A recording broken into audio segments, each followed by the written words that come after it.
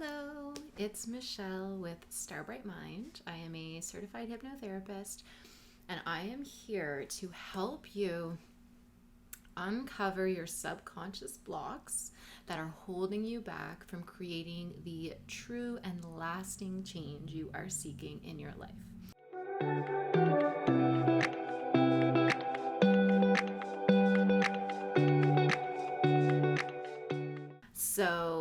In this little mini series, it's all about creating change. We've already talked about beliefs and the subconscious and conscious mind. And now we are going to talk about brainwave states and specifically how they are related to the subconscious mind. So there are several brainwave states that we go through throughout the day and throughout our lives. So generally, we kind of evolve through these brainwave states as we are developing through our childhood into adolescence, and then we have the full range of all of the states accessible to us. So delta is the lowest kind of frequency that occurs within the brain, and that is like when we're sleeping. That is kind of an unconscious state. That is the state we are in when we are born as just infants. And then we develop into the theta state. And this is the key state we're going to talk about further in this video, but we'll go through all of them. The theta state is the state where you are very suggestible, you're very creative, very emotional, but you really kind of let things in and don't judge so much. So you're very relaxed and kind of still a little bit dissociated from the body in many ways. Time is not a focus in this state, and spatial awareness of everything around you is a little less important or of a focus in that state. And you go up again to alpha state. That's like a light hypnotic state, and that is where we're in when we're in like rapid eye movement in our sleep. So we're still creative, but we're also a little bit more able to kind of problem solve and conceptualize in this state. And then we get into beta state. And beta is not a bad state, but if you're in a high frequency of beta state, it is kind of like that monkey mind where you're anxious and overthinking and running thoughts. But beta state is the state where you are problem solving. You are analytical, you're judging, critiquing, forming kind of conceptions and ideas around things very mentally. And then there's gamma, which is kind of like this like genius state where you feel very connected, and that's like a very high frequency. And yeah, it's kind of a brilliant like idea, just poof, like it's not focusing and thinking. It's kind of this like awareness and allowing things to flow. And that's we won't talk too much about that. That's kind of a less common state, but it's like very high. So let's go back to theta. Theta is hypnotic state. It's one in the same. So if you want to be in hypnosis, go to a theta brainwave state. How do you do that? Well, first of all, you do it naturally already. So anyone who thinks they can't be hypnotized is a bit misguided, because you go in and out of hypnosis throughout the day. Now, being hypnotized does require a little bit of relinquishing this need for hypervigilance and control. So to be intentionally induced into hypnosis may be more difficult for some people, but everyone is capable of being hypnotized. Some just take more, a little longer time, different techniques, whatever the case may be. But in any case, we all experience hypnotic states daily. So when you're falling asleep, that moment between awake, alertness, and as you drift off into slumber, you are in a theta brainwave state. Same when you wake up in the morning. So a lot of practices recommend that you affirm as you're falling asleep, or first thing when you wake up. Those are the times to really focus in on what you want to create, because that's where you're accessing your subconscious mind, because you are in a hypnotic state and you are able to more directly communicate with your subconscious mind. You are also in a hypnotic state when you're in a flow state. So when you are really involved in a task, you're really focused. Usually they're creative tasks or just kind of repetitive, very kind of trance-inducing, or just you're just really centered in on one thing. That is a theta brainwave state. So that is like when you're working and you kind of lose track of time and you're not aware someone could even be talking to you, and you're just so transfixed on what you're doing. When you're driving, sometimes we'll be driving along and we won't really remember how we got home. We were just kind of like running on habits and automatic responses, and we were in a trance-like state elsewhere.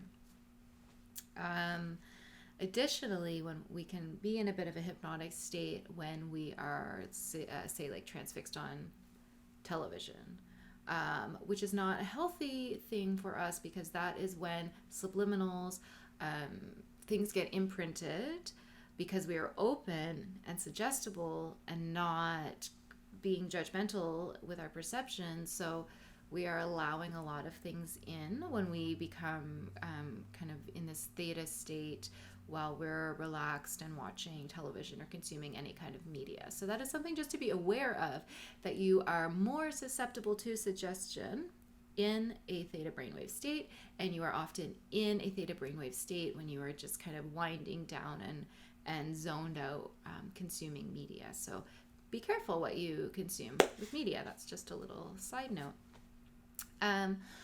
So as I was saying about, we kind of evolve through these states, we are in a theta brainwave state quite exclusively as children, say 2 to 8 roughly, but that's, kind of varies. And the thing about that is we haven't fully developed that consistent like beta state, which is judging, which is problem solving, which can kind of differentiate between things and make decisions. So we don't have that capacity yet as children fully. So we are in a theta brainwave state where we are very suggestible, we're very emotional, we're very creative, and we are basically consuming all the information of the world around us and letting it in. And we are making decisions and creating beliefs based on how we're feeling and this sense of kind of just primal safety, danger, fear of rejection. That's a fear of death ultimately. As a child, you don't know much about the world, and if you are rejected by a caregiver, that is basically certain death, because you are rejected from your source of food and security, home, whatever that may be. So from the dawn of time, we needed connection with our caregivers, and when that was lost, that was basically signifying that death is imminent. So we make decisions and create beliefs as children based solely on this idea that we need to be connected, we need to remain in a familiar environment, like safe, I hesitate to say, but a environment with someone looking after us. And based on what that is, we develop beliefs about ourselves, about the world. So it's not just our caregivers who influence our beliefs, it's also our peers, other authority figures, the general kind of political and social system we live in.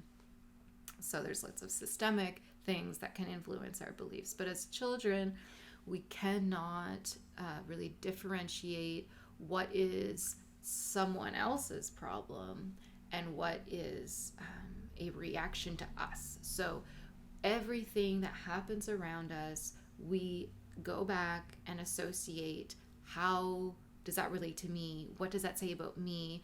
how am I to behave in the future so that I remain safe, right? Remain accepted. I'm not rejected. That's really kind of like the fueling factor. And if you are in a very safe and loving environment, you're still creating beliefs, and not all of them are going to be helpful for you in the future. But the thing is, we create these beliefs without any judgment, without a fully developed sense of self and other, and we just, everything that's happening around us, we make sense of from our own internal emotional state. And we can be very creative in the things that we come up with, the beliefs that we come up with, because that's the state we're functioning in. We're not functioning from logic. So what happens when we do hypnosis and you go into a theta brainwave state is you're able to access those memories in a way that is authentic to the memory, basically. So when you remember something and kind of go over a memory in hypnosis, it is different than replaying it in your mind with logic. It is sensing it in your body in an emotional feeling state and understanding all of the feelings you were feeling and the ideas that you created about yourself, the beliefs you created from that state. And once you understand it from that state, you now, as an adult, have the full comprehension of self and other, and this judging critical mind that can understand things a lot more clearly.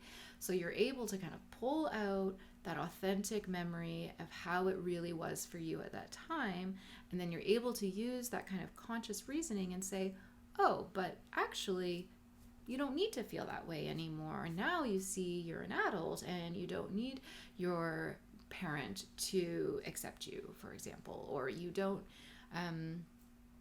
you don't need this type of validation or to prove this or that or to feel this way. You are accepted. You have a family now that's loving, and just all sorts of different ways of distancing yourself from the state you were in that moment.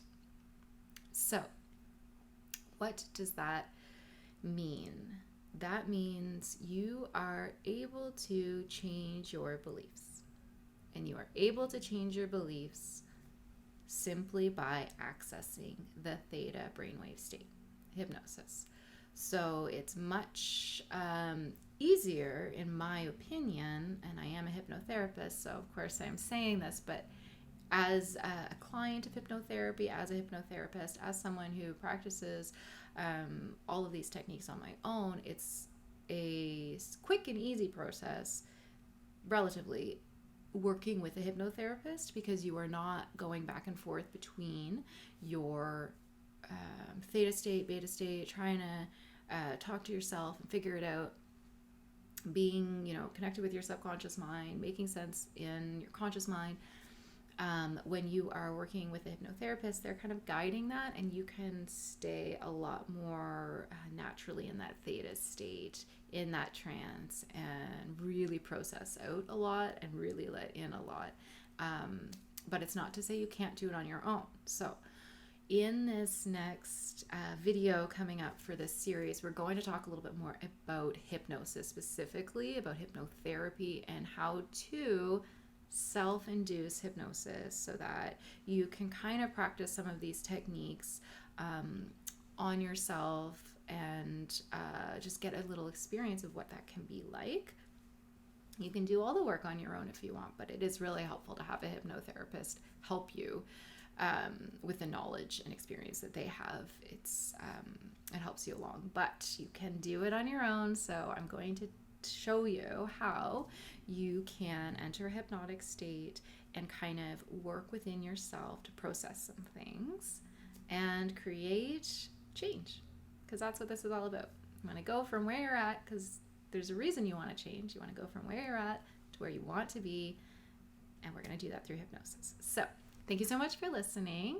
I hope you enjoyed this and learned a little bit. If you want to work with me, you can connect with me at starbrightmind.com. and book a session, or you can book a free consultation to chat one-on-one and learn more. I'm always happy to connect with you. So thank you so much. I hope you have a wonderful day, and we'll see you in the next video.